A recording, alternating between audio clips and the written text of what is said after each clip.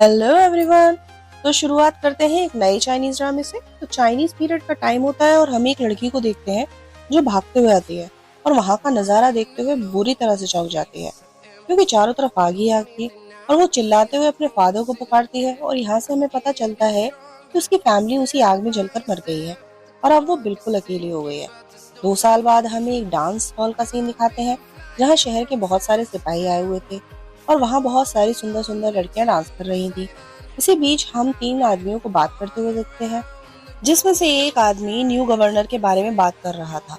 Actually तीनों governor की बुराई कर रहे थे और बता रहे थे कि उसने रातों रात वू फैमिली को गायब कर दिया जो लियो सिटी की सबसे अमीर फैमिली थी और अब उसका चक्कर कमांडर जाओ की बेटी के साथ चल रहा है और शायद इसी रीजन की वजह से उसको प्रमोशन भी मिल गया है।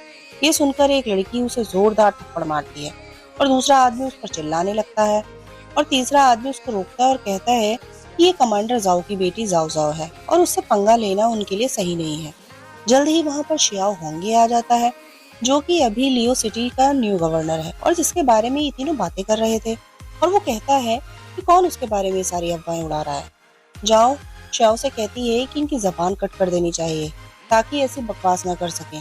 लेकिन शियाओ बहुत ही बेफिक्र नजर आता है और कहता है कि सिर्फ अफवाह है और वह तीनों आदमी के कान में कुछ ऐसा कहता है जिससे वो तीनों डर जाते हैं और कहते हैं कि वो हम तीनों मरना डिजर्व करते हैं। और बाद में जाओ उससे पूछती है कि तुमने ऐसा क्या बोला कि वो तीनों इतने ज्यादा डर गए।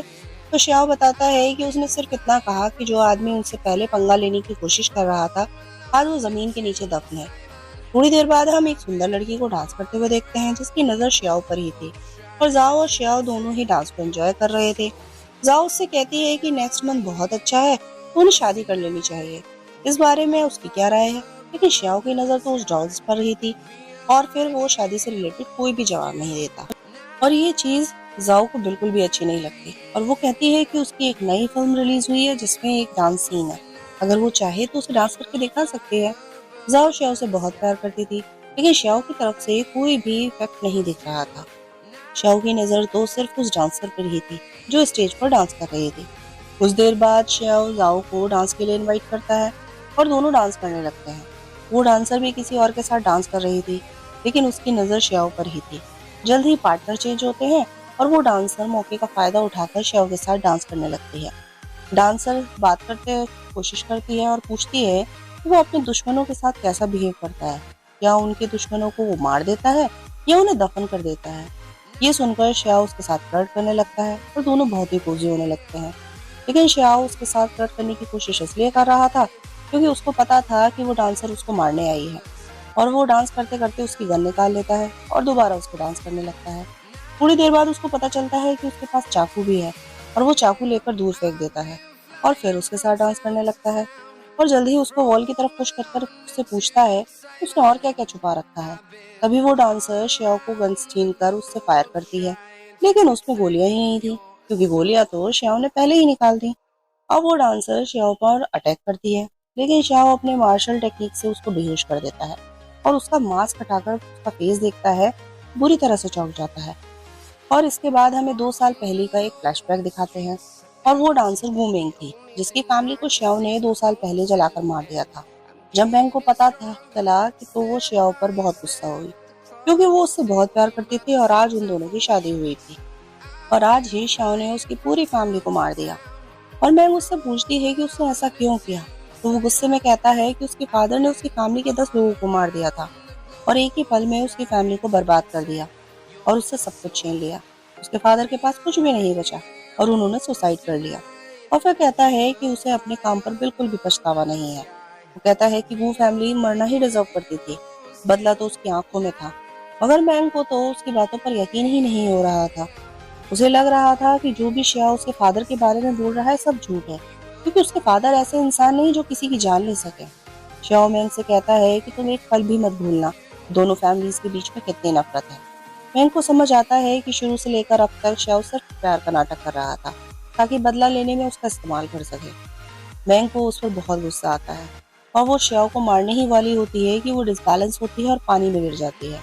पानी बहुत गहरा था और वो डूबते डूबते उस पल को याद करती है जब वो श्याओ से मिली थी। दरअसल श्याओ मैंग को एक कार से हिट होने से बचाता है और धीरे धीरे वो दोनों एक दूसरे के करीब आ जाते हैं और दोनों शादी कर लेते हैं। आज उनकी फर्स्ट नाइट थी।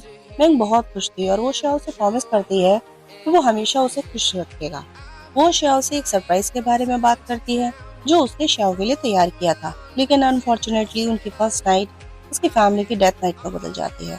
और हम प्रेजेंट में देखते हैं कि श्याओ बैठा सोच रहा है कि मैंग अभी भी जिंदा है और शायद उसने पास में बहुत ज्यादा सफर किया है और वो अब उससे शायद बदला लेना चाहती है।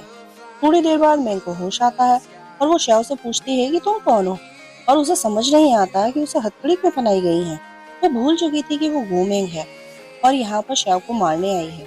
श्याओ को लगता है कि वो झूठ बोल रही है, इसलिए वो उससे कहता है कि गोमेंग तुम एक्टिंग बहुत अच्छी करती हो।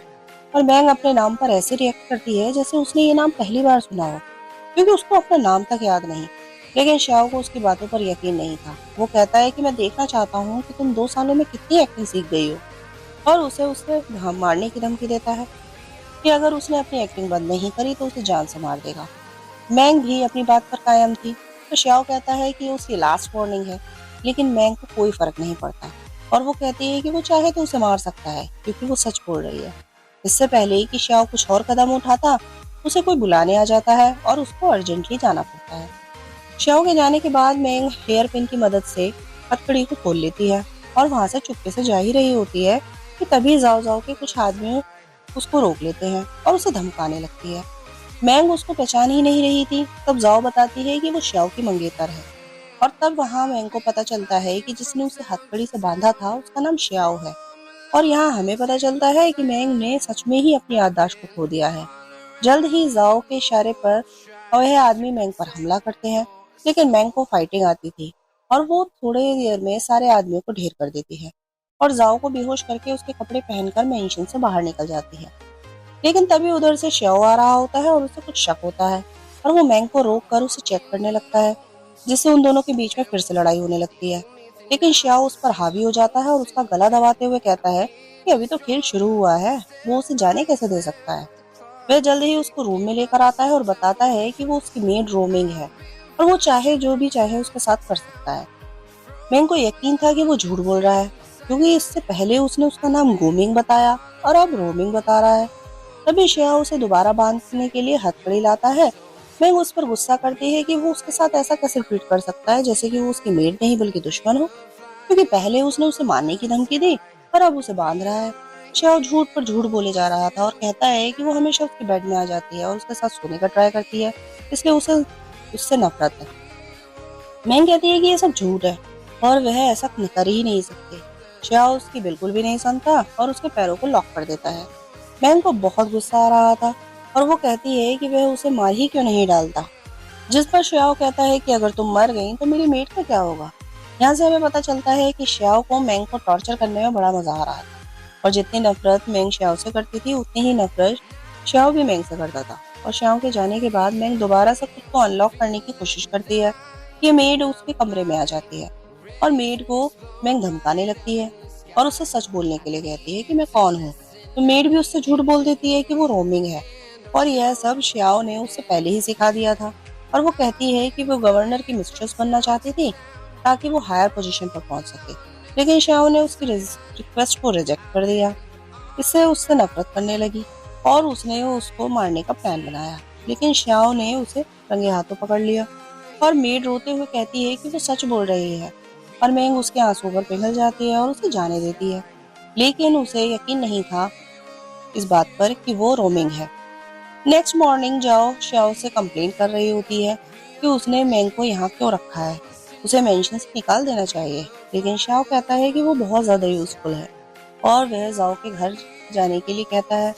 तो जाओ कहती है कि उन्होंने अब तक शादी का कुछ डिसाइड नहीं किया। तभी वहां पर मैंग आती है, जिसके पैरों में बेड़ियां अभी भी बंधी हुई थी, और वह उनको ड्रिंक सर्व करके जा ही रही थी कि श्याओ उसे रोकता है। और मैंग गुस्से में कहती है कि अब क्या चाहिए, क्या वो उसे अपने हाथ से खुद खाना खिलाए।